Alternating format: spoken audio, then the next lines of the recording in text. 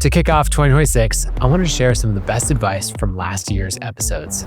This will be a value-packed episode where we've handpicked some of the best moments, either ones that resonated the most or advice from top creators that's really worth paying attention to. I want you to take what's useful to you and apply it to your business this year. So without much further ado, get your notes ready and let's dive in. Buyback loop is the process of figuring out how do we get more done. So my idea is capacity. Okay, we only have the same amount of hours in a day. Yep. We need to increase our capacity because if we want to go to a new level, to attack a new devil, then we have to have the space to go do the development to learn how to play that next level. So the first thing is it's a three-step loop. The first part is to audit. And audit is to look at what we're currently doing. So when I've done this process, which is you take the last 2 weeks of your life, okay? And if it's in your calendar, that's easier. If not, you have to audit it. You gotta log it. Because then what you have is you have a log of all the things that you've done. And then what I do is I highlight in green things that give me energy that I love to do, and then red things that suck my energy.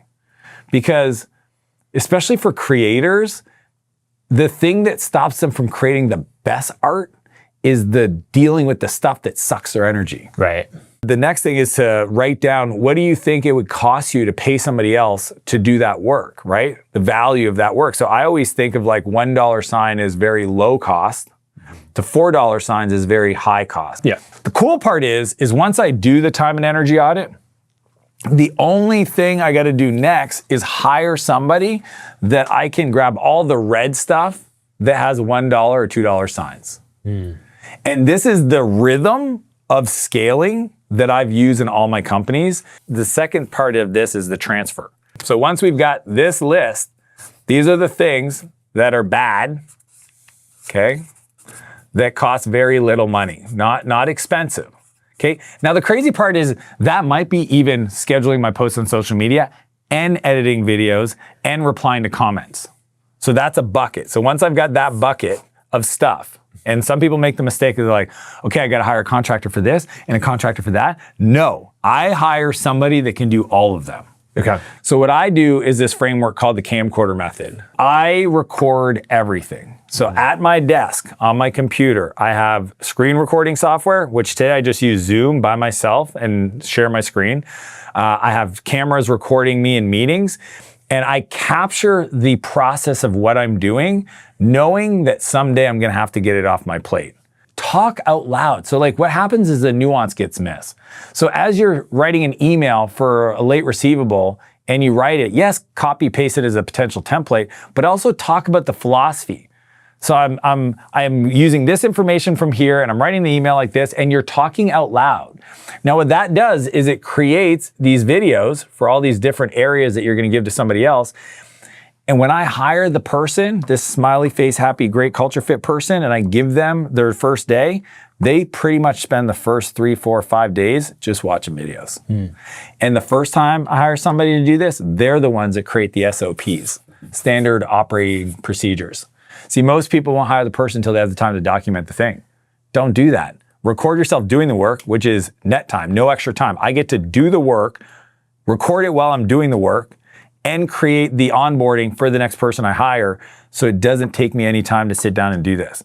This, if you just do this in your life, you will be so happy. Now we go to fill. And that's the third step to the buyback loop. And the whole point of fill is to fill your time back up with things that light you up, that make you the most money. See, as a creator, your job is to get better at trading your time, becoming a better time trader. So why would I buy back my time to go do low value things that don't increase the ability? So for me, the fill is all about focusing. I call it like a ladder. There's kind of 3 things that we focus on. First off, there are the habit side of things. Okay. So most people don't realize that you can't grow yourself out of bad habits. Okay? Okay, talk about that more. Well, you know this. It's they're like, I want to be a top content creator. It's okay, well, step 1, you have to be consistent. Some people are not consistent. Then it's you have to have discipline. They're like, so I always say the ladder of success is filling your calendar back up with acquiring these new kind of skills, right? So the second one is actually skills. So each level, second is skills. So one is to get the habits dialed in so that you become the person who can climb that ladder. Okay, that's the fill part. The next one is skills. What's the next level skill you need to acquire to go be world-class at the thing you want to accomplish? And the key is with this, one at a time. Skills and drills. Like, the golfer? Yeah. You don't go up to a golfer and say, okay, there's 17 things wrong with what you're doing. You say, hey, the way you're holding your club, you need to do this. Right. That grip, we're just going to, okay. That's all we're going to, the next 18 holes, that's all we care about. Go hit with the new grip and like adjust, right? And they also don't practice while they play, right? That's amateur hour. Okay. Oh, amateurs practice while they play. A professional practices outside of the play. The third one is mindset. We already touched upon it. I can't help you create great content if you don't believe you're great. The idea of beliefs shape our worldviews to even give us the chance to improve it, right? You've talked to people where like, if you truly believe you're only, like your goal is $1 million and you're at 700,000, like you're not gonna show up every day to really do this work because you feel like you're close to your potential. But that mindset of not realizing that you'll never get a penny more than you think you're worth, and if you don't fight for it, you'll never audit your time to believe that you're worth hiring a great person to take this stuff out. Most people can't do this, not because they don't know, they don't have the money, or they don't know what to give. They don't believe they deserve it. So to me, the mindset is like one of the biggest ones that kind of wrap the whole thing. So the ladder, the rungs are the skills, and then the habits are on the left side and the mindset's on the right side, because if your worldview is small, you'll never play a big game. But I got to finish this thing about the loop, okay? So visually, it goes like this. And in life, and I've never taught this before, you get an exclusive. It's always this. And most people that don't fill, they never get the forward momentum. Most people do this, and they have a bunch of people and they go chill out in Thailand or Bali and they're on the beach, and they never focus on their habits or skills and mindset for more. For what's going to be next. New levels, new devils. They're comfortable playing level 5. They don't realize their potential is 22 levels. Yeah. Oh man, I know a lot of people who and it's literally this last step of fill. So audit, figure out what we need to come off my plate, transfer, get great people, give it to them, even part-time, but ideally full-time. And then fill your calendar back up with the things that make you money, that light you up, to keep that upward spiral. Right. What's the business model today of how you go from the attention on LinkedIn all the way through to someone paying you for your program? So I effectively create high quality, really well researched, very strategic content on how to grow. And that might be how to grow as a person. It might be how to grow in your resilience. It might be how to launch a startup, might be how to find an idea, how to validate. So it's very entrepreneurial content, and there's a certain strand to it that's about personal brand, and that's what I release. And so much of it is just high quality, free educational content. And so I have built this big audience. So I got 1 billion views last year across my content, which I now effectively have one strategy, which is I use the content to garner views and attention and build audience. I then say, if you want to go deeper on this, then subscribe to my newsletter. And my newsletter is once a week, sent on Sunday, very entrepreneurial, very tactical, like how to build, how to grow. And from there, I do a Thursday evening webinar, no matter where I am in the world. I did it this morning because it's normally my evening. So I did it this morning from the hotel. Wherever I am, I will do a webinar, and 2,000 to 3,000 people turn up to the webinars, and I will do some form of topic that is either interesting to me at the time or specific to personal brand or business.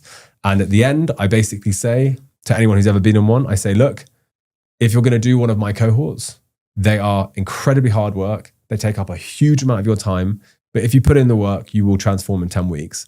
And then that's the only plug, and that's it. And I have no sales team. There's no follow-up. There's no anything. It's just you sign up or you don't. And so people sign up there on the webinar. Yeah. And then are the cohorts like open and close? Yeah. So the model is, and I think it's really important to understand this, in that people don't buy something people don't buy things unless there's like a real reason to buy it. And so I always ask entrepreneurs, like, why would I buy your product today and not tomorrow? Right. And they're like, what do you mean? I'm like, well, that's often the challenge that you have, is like, how do you get someone to buy now? And so the thing with the cohort model is that we do 4 10 weeks a year, and that's it. So if you miss it, you miss it, and then you have to start again in like 4 months' time. And so people will self-select whether that time of the year works for them. And then sometimes I'll take a break. And so it might be a 6-month wait for the next cohort. And so that urgency pushes people to sign up. Yeah, that makes sense. We had that in the early days of growing Kit, where, I just did a lot of direct sales to recruit people onto the platform. But it was exactly what you're saying. It's like, oh, I can sign up tomorrow, or I don't know, next month, next year. Like, there's not really, and you're like, well, I'll give you, you're trying to like add scarcity in some way. And they're like, I don't know, next month sounds fine, And then webinars was the thing for us that it gave us an event to market and drive everyone to. And then through a bonus or something, we could get it where it's like, no, it is genuinely way better for you if you sign up today, or part of this mini launch basically, instead of just leaving it open-ended. Yeah, because if it's open-ended, especially with a software product, I'll just sign up next month or the month after. Which rounds to never. Yeah, which rounds never. They could discover a new product, whatever it is. And so a lot of the time, historically, I've been advising authors. Mm-hmm. And so you have that perfect thing with an author. It's like, I want them to buy my book right now. And the person's like, oh, I'll buy it at some undefined point in the future. Yeah. And so authors then release, accompanying value adds with the book, but then they leave them open forever. Mm-hmm. And so it's like, again, I could just get the value add in a year's time. And so you have to really, to your audience, they have to understand that when you say something, you mean it. Mm-hmm. Whereas like with the author, they say, you can only get this thing now, and then next month they're giving it away again.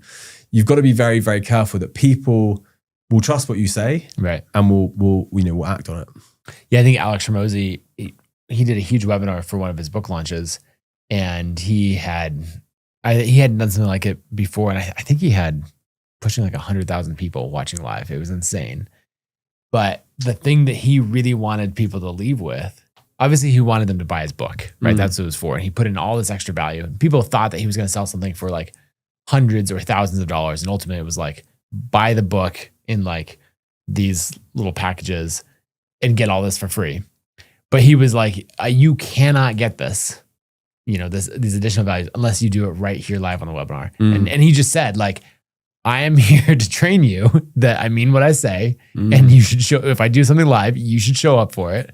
And like, you're going to, there's going to be tens of thousands of people that email me afterwards saying, oh, school drop off, whatever else, I missed the thing and I wasn't there live. And he's going to be like, cool. Well, I hope, when I do another book, maybe in a year or two, like, I hope you make that one. Yeah.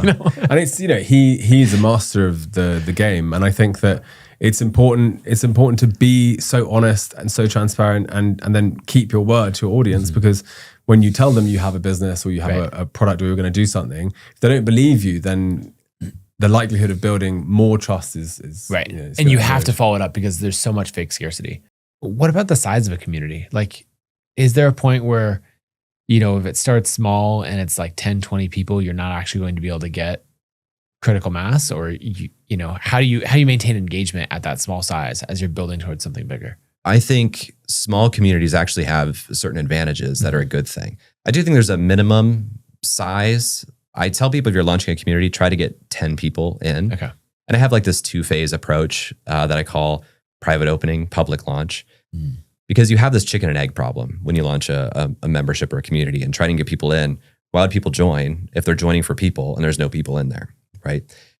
Anybody who has an audience will have some number of people who are like up for taking the journey with very little context, very little information. And so what I encourage people to do is basically say, if you're going to launch a membership, a couple months beforehand, just talk about it in your emails, use link triggers, build a wait list, and ultimately offer some incentive for the people who are paying the closest attention to jump in early. You want your biggest fans in there first. And so when we launched this, it was basically like, hey, I'm launching a membership for creators.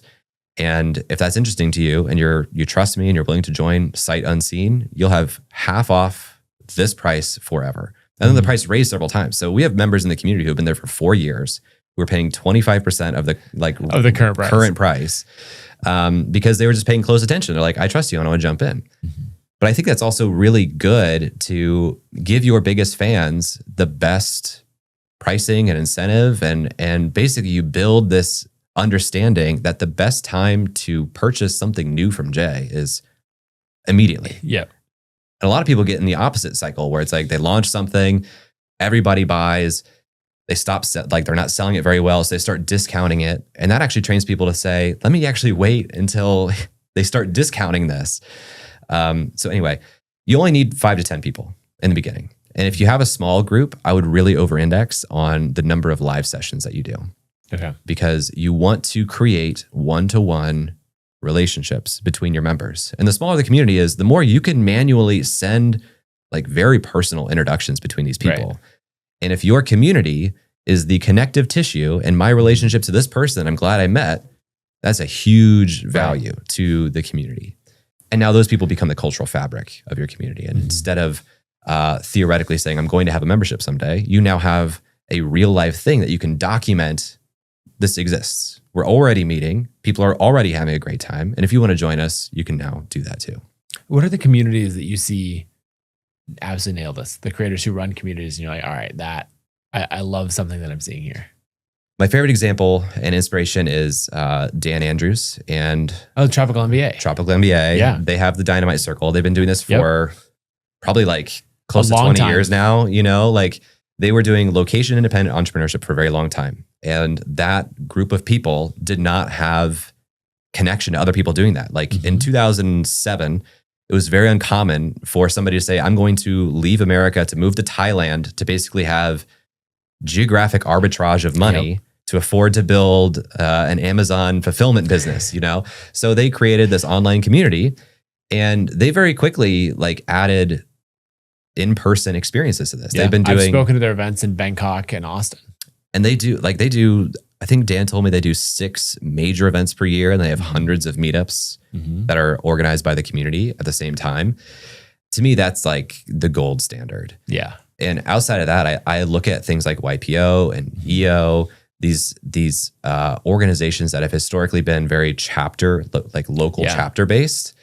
And I basically want to take like the inverse approach. I think a lot of those organizations are trying to say, how do we do more online now? And I'm saying, we've been doing this all online. I want to do more in-person stuff now, because I think especially in a world of AI, this is really, really important. You built to 1 million subscribers on YouTube with the main channel. How long did that take? We got to 1 million in 7 months. That's wild. And then the Shorts channel, it's completely separate. I didn't link to it from anything. Why didn't you link to it? Is that Pat the experimenter? Yes. Just being like, I want a clean test. Well, here. two reasons. This is the most common question. So I have my long form channel, Deep Pocket Monster, and then I have my short form channel. And it could have been very easy to just be like, hey, it's Pokemon cards. Like everybody go check out my new channel. Audience overlap is substantial. Yes, but no. Okay. Because the reason I felt it's different, like the general rule is same audience, same channel, different audience, different channel. Even for podcasters, do I put my podcast on my YouTube channel? Is it, whatever. People who watch my long form videos and sit on the couch with their families over dinner for an hour and a half is not the same person necessarily as the person who is in their bed doom scrolling at night and just wants a quick fix. Half my audience is on the toilet. I've called them out on it, like in the videos. It's really funny. They're like, how'd you know? And you're like, I know. And so my theory was just like, it's just a different audience. Like it's a different behavioral audience. Yes, it's the same topic. There is some overlap there. However, there's still a lot of people who don't know the other channel exists. And I wanted to prove that I could do this without getting any help from the outside. So there is no team. It's just me. I'm editing these videos. And the way that I approach this is in a very lean learning way. I said, I want to learn how to do this. So I'm going to give myself 60 days. I'm going to publish daily, which means I'm going to get the reps in. I'm going to base my wins off of uploads, not views.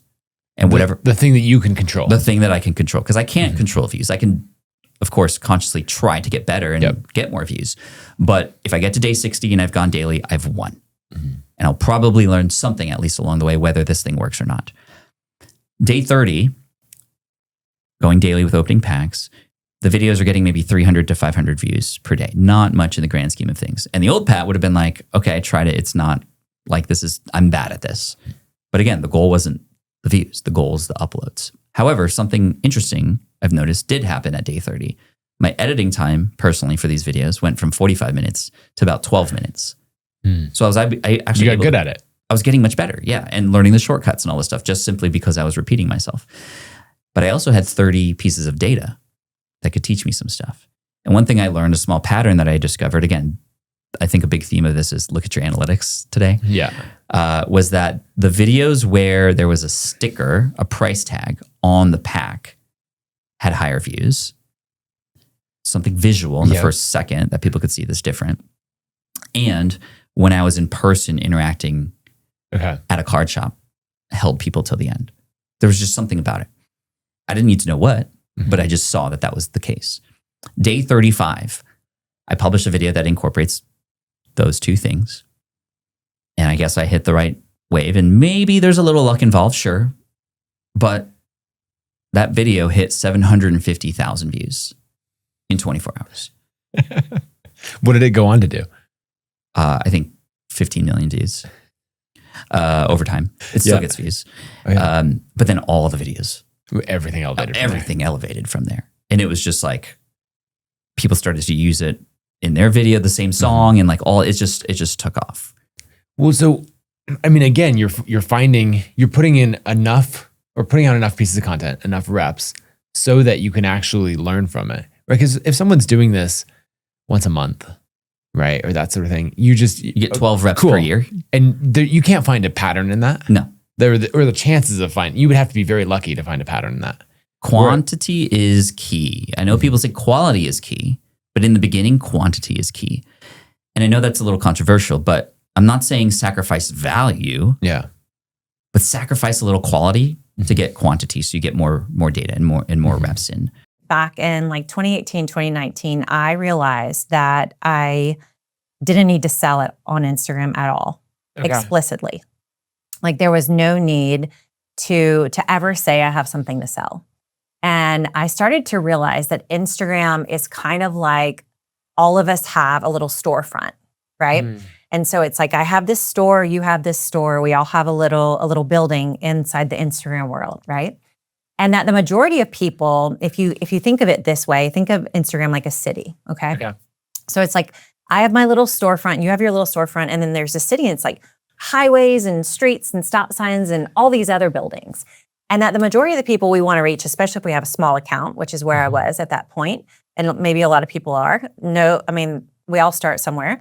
And so you're thinking like, I need all these people to buy from me. I need to like get them into my store. And so the most common mistake I would see people make is they would say like, hey, this is what I do. DM me if you want a book, or DM me and I'll sign you up. And they're selling right at the start. And they're not seeing that like these people don't even know who they are. These people are literally across town. Right. They've never even seen their storefront.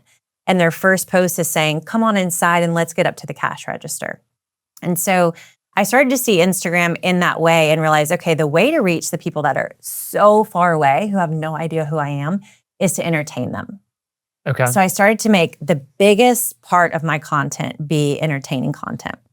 And I think you're going to draw this out. So we can take it, maybe we'll say like, this is like you. Maybe you can put like a little, either a house. Yeah, there you go. Okay, that's you. That's you on the internet. That's all you on Instagram. And so this is our little storefront. And we're first going to focus on the people that are all the way over there. That's where we're putting the majority of our focus, is the people who are so far over there. Store. I love it. Nathan, the artiste. That's our storefront. Oh yeah, I love it. Okay. So when we're talking to that person who is so far away, we're going to entertain them. Okay. And by entertaining, you want to think when you post entertaining content, what I mean by that is it is content that makes someone have an emotion. So this could make them mad. It can make them laugh. It could irritate them. It could overwhelm them. It could surprise them. And the sign that you have created entertaining content is they share it. They hit the share button. And Adam Mosseri says this over and over again, the most valuable button to them on Instagram in the algorithm is the share button. Because what the person is saying is like, I not only identify with this, I not only like it, I want everyone in my community to see it too. Because you think about it, like if you're thinking about algorithm games, right? Like my husband's not on Instagram, but I send him tons of reels, right? So every time I do that, Masteri like, yeah, I just got this non-Instagram user, this Twitter guy, to actually open the Instagram app. So that's such an important point because everyone looks at these platforms with algorithms and they say, I wish there was some way to know what the algorithm gods cared about. Yep. And all you really have to do is say, well, what does the business behind, the business that controls those algorithms, what do they care about? Users. YouTube cares about watch time. Exactly. Right? And so, if you make videos, they get people to say, right? Instagram is users, particularly active users. And so. Yes, and engagement. If people both of our spouses are not really on Instagram. Right. But yeah, if you send them stuff, you're constantly reeling them in. And one of those times they're going to be like, yeah, I'll keep scrolling. Exactly. You brought them on you gave them business essentially, right? You gave them another user. So that share button is the most valuable to Instagram, which means it's the most valuable to us as business owners. Okay. This is what gives us the reach, right? This is what lets us reach the most people. So a huge mistake I see almost every business owner make when they start is they go straight to the store. Right. And what you want to do first is just entertain them. You just want to make them laugh, surprise them, have them go, oh my gosh, that is me. And when they have that moment, that Me Too moment, that's when you hit it. Okay. When they go, how did she get in my head? How did she get in my phone? How did she see my life? And so that entertainment content is where we want to put 65% of our Instagram posts. These reels that you're putting together, take me through the process of coming up with the idea all the way through to posting it on Instagram. Yeah. So this is how it happens. Let's put it maybe a few months ago before all the book stuff. Yeah. When I'm in the office at the law firm and I'm working a full day until about 3:45. And then in those 15 minutes from 3:45 to 4, I'm thinking of a topic that I can use from my day, or maybe I got an email or a question from someone. And then that's what I go, okay, what could I share? What could I teach someone with that? I don't think of everybody. I just think of one person. What could I teach one person with that? And then I kind of just go, okay, I got one. And then I go to the car. My stuff's all packed up because I'm going to be going home. And I get my phone out and I just riff on those 3 points. And so my formula is super simple that anybody can apply. I tell them exactly what the video is about. So it's how to handle a difficult person, how to have a difficult conversation, how to handle someone who interrupts you. Then the next words out of my mouth are going to be number one. And I'm telling it to you right then. So I typically, before I do it, I have an idea of what those 3 points will be. And it takes me about 30 to 40 minutes total for the whole entire video. And truly the longest part of it is the captions. Instagram's captions have come a long way because they were rough. They were really rough. And I didn't really know how to download another app and use some other, I didn't want to mess with that. Yeah. So I always use just Instagram's own captions. So I'd get done with making the video and it's never scripted. It's never written out. And I've never batched any content. So it's always, when I posted that day, I made it that day. Oh, wow. Yeah. And which is probably not the smartest use of time, but that's what's worked for me. And then I'm typically posting it. I have like a method where I'll find a parking lot. It might be in my office or somewhere else. That's where I record the video. And then I go home, get into the driveway. I might review it one more time and I press post. And then I'm like, put it down. And then I pull into the garage. Garage door opens and then I'm dad. That's kind of how that rolls. And the phone goes away and the phone goes away. Yeah. Now I might respond a little bit to comments at the very early to show interaction or get rid of all the spam comments that are insane. But that's really it. And I might, when I'm recording and doing my 3 steps, my whole goal is to, how can I eliminate words? Instead of this, I know about how many seconds each point needs to have for it to be less than 50 seconds, 45 seconds or whatever. And then I would test, should I have a longer first point or a shorter first point compared to the second one? And I would test how long I would make them. And so, and when you're testing them, that's just comparing reel to reel. Exactly. You're not running a split test. Nope. Yeah. I'm not doing a split test. And so, which probably would have been smart, but Nathan, I don't know this stuff. So so I would just, once I made a point, I might think, I think I like how I just said that. And I would tweak it to use that. So it takes a few takes. And also, if I'm not feeling it, I don't do it. If it's not coming together, I don't do it. I mean, that's just kind of my mentality. If I'm having a hard time teaching someone how to do that, then it's not true to that moment and life goes on. So then are you doing it, like the final video, is that in one take, or are you editing together the, 4 or 5 takes? Oh, I edit together. Okay. A few times I would test no points, and I'm just going to say something for 30 seconds and be done, and just riff off it from there. But I'm doing the swipe. I'm using my phone. I'm using my phone, this one right here, where I just do it in front of my face and I swipe it down. I might lean over to my side, swipe it up, swipe it down. And I mean, that's all I'm doing. So my transitions aren't anything crazy. It's just my phone swiping up, swiping down. Right. So then you were telling me that you can watch like a friend's Instagram reel or something like that, and they haven't posted it yet, and you immediately know, this is going to work, or that one's not going anywhere. Yeah. What are the things that you notice? The beginning, like in the first 3 seconds, what I see a lot with creators is they say something like this. I get this question all the time. What should you do? And you go blah, blah, blah, blah, blah, blah. Well, here's what you should do. Like they just wasted 7 seconds of time because they began with, I get this question all the time. I don't care. Number one, no, you don't. Number one is, no, you don't. You're saying that. Probably nobody's ever asked you that.